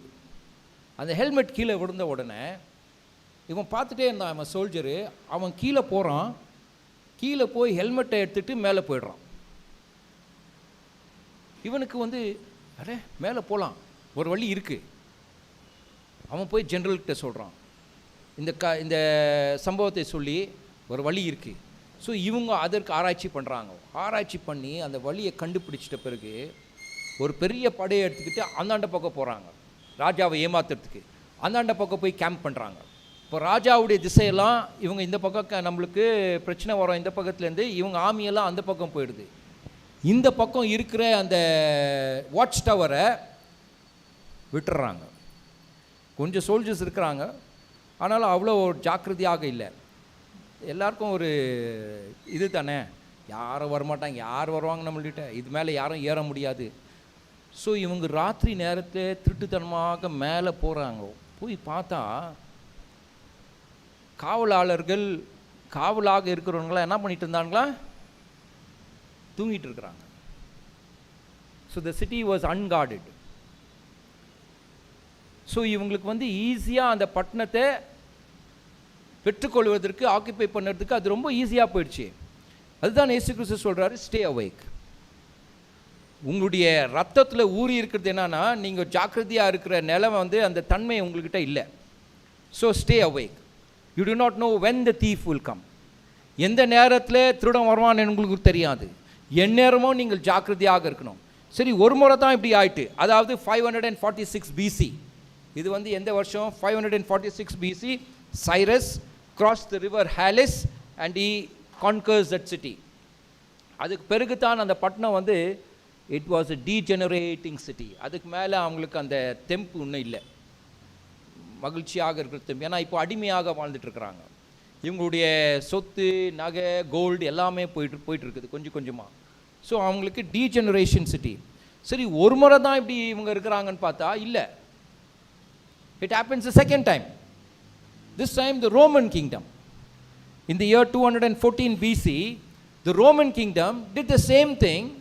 அவங்க வந்து வெற்றி பெறணும்னு சொல்லிட்டு பார்த்தாங்க. மேலே போய் பார்க்குறப்போ ஒரு ராத்திரி ரொம்ப வருஷம் மாதமாக வெயிட் பண்ணிட்டு இருந்து கடைசியில் ஒரு இடத்த கண்டுபிடிச்சி மேலே போகிறாங்க. மறுபடியும் பார்த்தா அவங்க மறுபடியும் தூங்கிட்டு இருக்கிறாங்களா காவலாளருங்க. So it was a sleeping city. It was not taking care of itself. So it was degenerating city.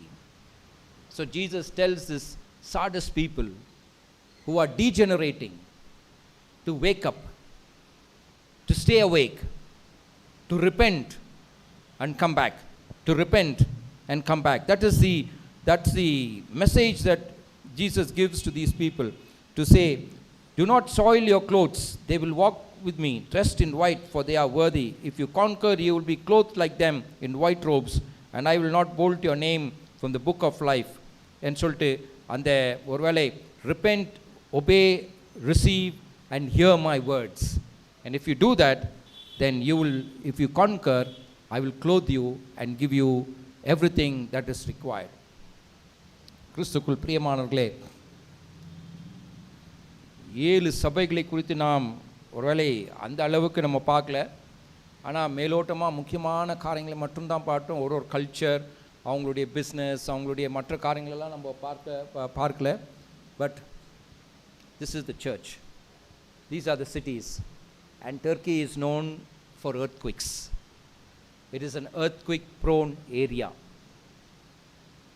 Every now and then there is earthquakes. And இந்த earthquakesனால தான் இந்த பட்டணங்கள்லாம் அழிந்து போய் அது அப்படியே மூடி போயிட்டுருக்கு. ஒரு வாட்டி earthquake ஆகிட்டுனா அந்த இடத்துலேருந்து the settlement happens in a different place. It doesn't happen there. To rebuild that city, it's not possible. So they go out to a different place to have the different city. So the city keeps moving after each earthquake. And வரலாறுல 17th AD, after AD na Jesus' birth, in the 17th AD that was the biggest earthquake most of the cities experienced. most of the cities experienced big earthquake where many cities collapsed. And earthquakes happened before also, after that also. Even now we find that recently Turkey had the earthquakes. So it is an earthquake prone, disaster prone region. Entire Turkey is a disaster prone region. And so we find that ஏன் இப்படியெல்லாம் பாலடைஞ்சிக்கு எடுக்குது எதுக்குன்னா, because of these earthquakes. They have been rattled. பூகம்பம் நடுநடுக்கத்தினால பட்டணங்கள் முற்றிலுமாக தரமட்டமாக அது போய்விட்டது. கிறிஸ்துக்குள் பிரியமானவர்களே, இந்த சபைகள் வரலாற்றிலே இருந்த சபைகள், வரலாற்றிலே இந்த பிள்ளைகள் சந்தித்த பிரச்சனைகள், அந்த பிரச்சனைகள் ஊழலாக அந்த கிறிஸ்துவத்தை எப்படி அவர்கள் உண்மையாக விசுவாசத்தோடு கூட இருந்தார்கள் என்று சொல்லி நம்ம பார்க்கிறோம். மிகவும் கடினமான ஒரு காரியம், மிகவும் கடினமான ஒரு காரியம். நம்ம ஒரு வேளை கம்ஃபர்டபுளாக வாழ்ந்துட்டுருக்குறோம், கம்ஃபர்டபுளாக நம்ம வாழ்ந்துட்டுருக்குறோம். நம்மளுக்கு சில காரியங்கள் ஒன்றுமே தெரிய மாட்டேங்குது, தெரிஞ்சுக்கணுன்ற ஆசையும் இல்லை. பல நேரங்கள் நம்மளும் காம்ப்ரமைஸ்டு சபையாக மாறுறதுக்கு நம்ம ட்ரை பண்ணுறோம். இன்னும் கொஞ்சம் நம்ம பார்த்தோம்னா நம்முடைய ஆதி அன்பை விட்டு நம்ம கடவுளிடத்துலேருந்து தூரமாக இருக்கின்றோம். இந்த காரியம், இந்த செய்திகளெல்லாம் ஏதோ இயேசு கிறிஸ்துவை ஏற்றுக்கொள்ளாதவர்களுக்கு செய்தி அல்ல, கிறிஸ்துவ சபையில் இருக்கிறவர்களுக்கு தான் இந்த செய்திகள். கிறிஸ்துவ சபையிலே கிறிஸ்துவத்தை ஏற்றுக்கொண்டு கிறிஸ்துவ சமயத்தை பின்பற்றுகிறவர்களுக்கு தான் இந்த செய்திகளை கடவுள் கொடுத்துட்ருக்கிறாப்புல. உன்னுடைய ஆதி அன்பை நீ விட்டுருக்கிற, மனத்திருந்தி ரிட்டர்ன் என்னிடத்துல சேரு, தவறான போதனைகளை நீ விட்டு எந்த விதமான காம்ப்ரமைஸ் இல்லாமல் உன்னுடைய வாழ்க்கையின் நடத்துக்குள் உண்மையாயிரு, சோதனைகள் மதிலே பிரச்சனைகள் மதிலே உண்மையாய் என்னுடைய காரியங்களை கடைப்பிடி என்று சொல்லக்கூடிய செய்திகள் இறைவன் நம்மோடு கூட பகிர்ந்து கொண்டிருக்கிறார். நாமும் நம்முடைய வாழ்க்கையிலே இந்த ஒருவேளை இந்த தபஸ் நாட்களிலே நம்மளே நாமே சற்று ஆராய்ந்து பார்த்து நம்ம எங்கே இருக்கிறோன்னு சொல்லிட்டு நம்மளே ஆராய்ந்து பார்த்து, let us rededicate ourselves, give ourselves to God, so that God will continue to use us and our church in a big and a mighty way. May God bless us. நாம் அனைவரும் கிறிஸ்துவ பாடல் 179 நாம் பாடுவோம். இந்த பாடலை பாடுகின்ற போது நம்முடைய காணிக்கை சேகரிக்கப்படும். 179, எனக்காய் ஜீவனை விட்டவரே என்ற பாடலை நம்ம பாடுவோம். நம்ம அனைவரும் எழுந்து நின்று பாடுவோம். இந்த பாடல் பாடுகிற போது நம்முடைய காணிக்கை சேகரிக்கப்படும்.